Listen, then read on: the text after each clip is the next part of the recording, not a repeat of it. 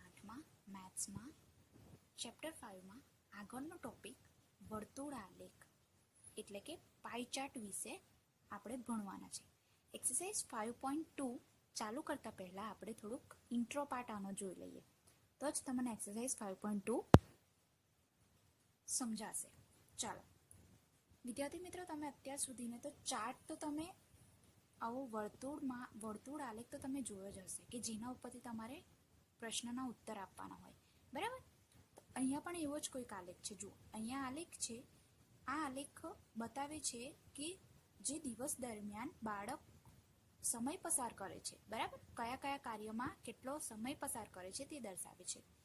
ઊંઘ માટે 8 કલાક પસાર કરે, શાળા માટે 6 કલાક, રમત માટે 3 કલાક, અન્ય કોઈ કાર્ય માટે 3 કલાક અને ગૃહ કાર્ય માટે 4 કલાક.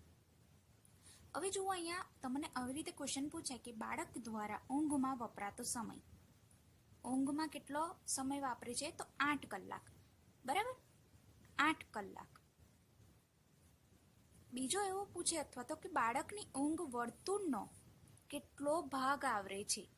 આ ભાગ જે છે તે વર્તુળનો કેટલો ભાગ છે એ શોધવા માટે આપણે શું કરવું પડે? તમે 7th સ્ટાન્ડર્ડમાં પણ અપૂર્ણાંકમાં તમે શીખ્યા છો, બરાબર. આ કેટલો ભાગ થાય એવી રીતે તમે શીખ્યા છો. તો એમાં શું કરવાનું? પહેલાં તો તમે સમયનું ટોટલ કરો. આ સમયનું ટોટલ કેટલું થશે? 8 ને 6 14, 14 ને 3 17 ને 3 20 ને 4 24 કલાક. 24 કલાક આ થયો ટોટલ. હવે પર્ટિક્યુલર વર્તુળ ઊંઘ કેટલો ભાગ આવરે એના માટે શું કરવાનું? ઊંઘ માટેના કલાક કેટલા?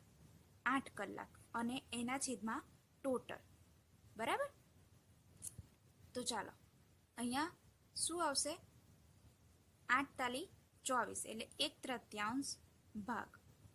એટલે શું થશે? આ જે ભાગ છે તે વર્તુળનો કેટલો ભાગ થયો? 1/3 ભાગ. તમારે ભાગ આવી રીતે શોધવાના. આ તો જનરલી વાત થઈ કે વર્તુળ આલેખ ઉપરથી આપણે માહિતી કેવી રીતે મેળવીએ છીએ, પ્રશ્નના ઉત્તર કેવી રીતે આપીએ છીએ તે ઇઝી છે, બરાબર. પણ જો તમને આવી રીતે કોષ્ટક આપેલું હોય અને એના ઉપરથી તમારે પાઈ ચાર્ટ દોરવાનો હોય, વર્તુળ આલેખ દોરવાનો હોય, તે કેવી રીતે દોરવાનો? એના માટે તમારે જોઈશે ખૂણો જોઈશે. અને ખૂણો શેના ઉપરથી મળશે? તમને વર્તુળના ભાગ પરથી મળશે, બરાબર. જુઓ, અહીંયા પણ એ જ છે. સમય અહીંયા આપેલો છે. તો આ જે સમય છે, હવે આનું ટોટલ કરો. 8 ને 6 14, 14 ને 4 18, 18 ને 20 અને 4 24. અહીંયા પણ આ 24 કલાક જ ટોટલ થશે. ટોટલ અહીંયા 24 કલાક, બરાબર. તો શું કરવાનું? ભાગ મેળવવા માટે આ 8 ના છેદમાં 24 એટલે 8 તાલી 24 એટલે અહીંયા આવશે 1/3 ભાગ. પહેલા બધાના ભાગ શોધી કાઢો.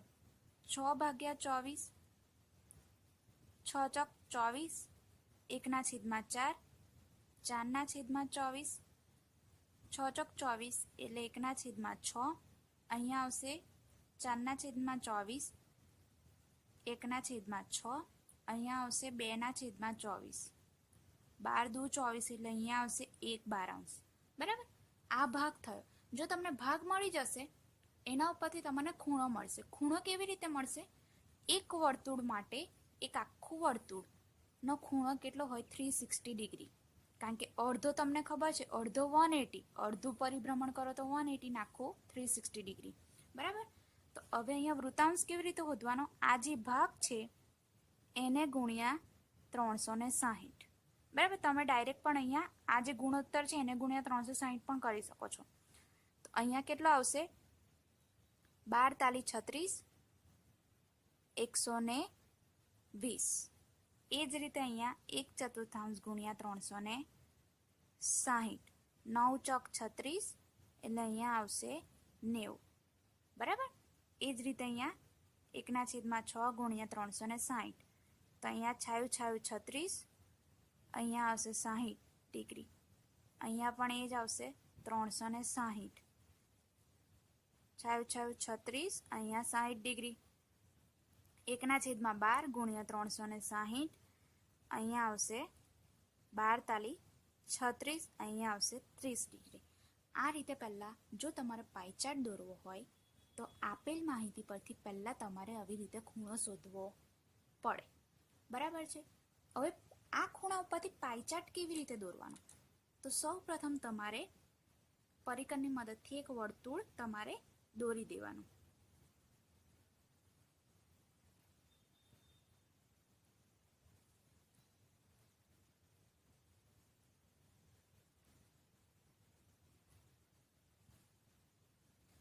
આ વર્તુળ દોર્યા પછી તમારે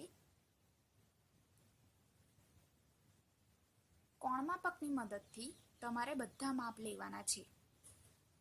વર્તુળ દોર્યા પછી પહેલા એક ત્રિજ્યા તમારે એમને એમ દોરી દેવાની. આ બાજુ દોરો કે આ બાજુ દોરો કઈ વાંધો નહીં, પણ એક ત્રિજ્યા તમારે બિંદુ દોરી, કેન્દ્ર બિંદુ દોરીને એક ત્રિજ્યા તમારે દોરી દેવાની. પછી કોણમાપકની મદદથી તમારે કોણમાપક અહીંયા મૂકવાનું કેન્દ્ર ઉપર. પહેલો કયો છે? 120 ડિગ્રી. 120 ડિગ્રી છે એટલે અહીંયા 90 થી વધારે એટલે અહીંયા 120. બરાબર. એટલે અહીંયા પોઈન્ટ કર્યા પછી તમારે સીધો અહીંયાથી આટલો દોરી દેવાનો. આ જે લાઈન થઈ એટલે આટલો ભાગ તમારો કેટલો થયો? 120 ડિગ્રી થયો. બરાબર. હવે જે નવી લાઈન દોરી છે આપણે, આ જે લાઈન દોરી છે એ જ લાઈન ઉપર તમારે કોણમાપક મૂકવાનું. આ ભૂલવાનું નહીં. જે તમે નવી લાઈન દોરો એ જ નવી લાઈન ઉપર તમારે કોણમાપક મૂકવાનું. અહીંયા તમે કોણમાપક મૂક્યું. અહીંયા શું છે? 90 ડિગ્રી. 90 ડિગ્રી છે એટલે કોણમાપક અહીંયા છે, 90 અંશ અહીંયા છે. બરાબર. તમે અહીંયા જોઈ શકો છો 90 અંશ અહીંયા છે. તો જુઓ, અહીંયાથી પછી આ દોરી દેવાનું. એટલે આ તમારો માપ કેટલો આવશે? આ 90 અંશ આવશે.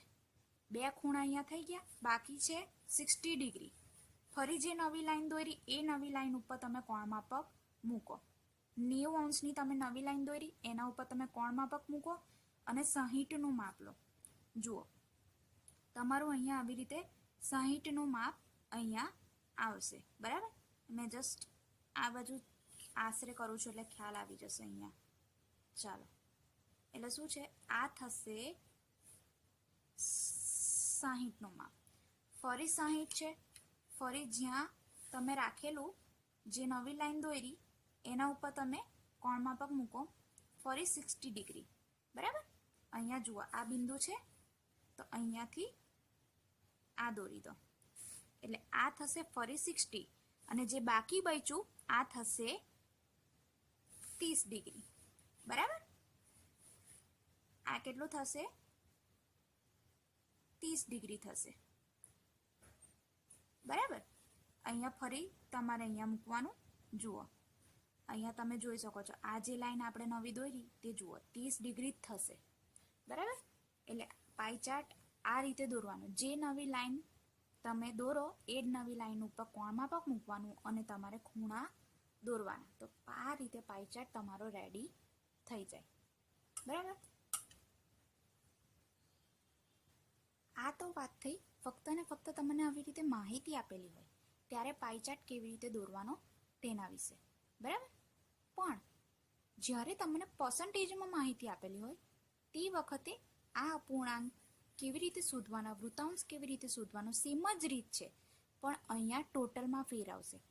અહીંયા પર્સન્ટેજ નહોતા એટલે આપણે અહીંયા ટોટલ કાઢતા હતા. જ્યારે તમને પર્સન્ટેજ આવે તો ટોટલમાં નીચે 100 મૂકવાના. તે હવે આપણે આગળ જોઈએ. જુઓ, અહીંયા તમને રમત આપેલી છે અને ટકાવારી આપેલી છે કે 50% લોકોને ફૂટબોલ રમવું ગમે, 25% લોકોને ક્રિકેટ રમવું ગમે અને 25% લોકોને ખોખો રમવું ગમે. તો આનો પાઈ ચાર્ટ તમારે બનાવવો હોય તો પહેલાં અપૂર્ણાંક આનો કાઢવો પડે. કાં તો અપૂર્ણાંક પરથી તમે ડાયરેક્ટ તમે 360 વડે ગુણાકાર પણ કરી શકો છો. અપૂર્ણાંક કાઢવા માટે તમારે અહીંયા ડાયરેક્ટ જ 100 વડે ભાગવાના. કારણ કે અહીંયા પર્સન્ટેજ આપેલા છે. પહેલામાં પર્સન્ટેજ આપણને આપ્યા નહોતા. બરાબર. એટલે આપણે માહિતીનું ટોટલ કાઢતા હતા. જ્યારે પર્સન્ટેજ આપેલા હોય તો છેદમાં 100. 0 0 ગયા ને 5 દુ 10 એટલે અહીંયા આવશે 1/2. એ જ રીતે અહીંયા બીજો જોઈ લઈએ.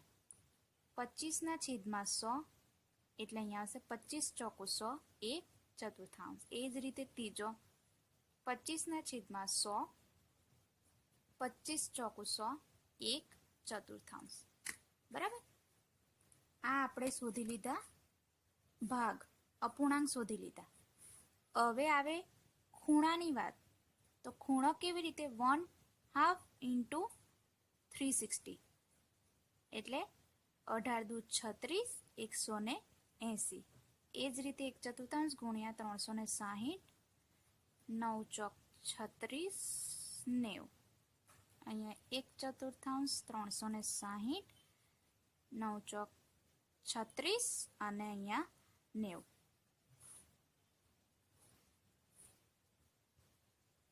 બરાબર.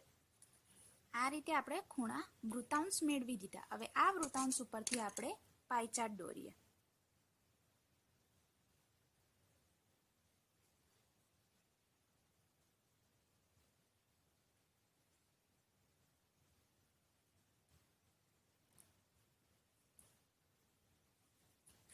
પહેલું છે